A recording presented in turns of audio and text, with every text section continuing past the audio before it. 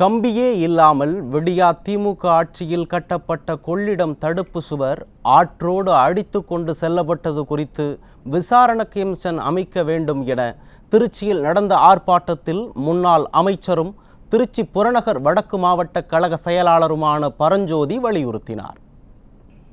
அவர்கள் இங்கே நம்முடைய கழக நிர்வாகிகள் எல்லாம் அதை பார்வையிட்ட பொழுது அங்கே கம்பியே இல்லை, வெறும் சிமெண்டால தான் கட்டியிருக்காங்க. நம்ம அந்த ரொம்ப பேசினா நம்ம என்ன சொல்லுவோம், கம்பி கட்டுற கதையெல்லாம் சொல்றாங்க.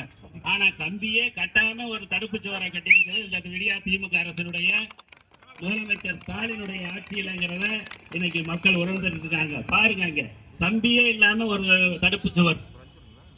இதுக்கு விசாரணை வேணும். இந்த தடுப்பு சுவர்ல 6.5 கோடி அந்த பணம் எங்க போச்சு, எப்படி போச்சு?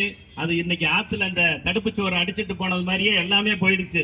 இதை கண்டிக்கக்கூடிய ஆர்ப்பாட்டம்.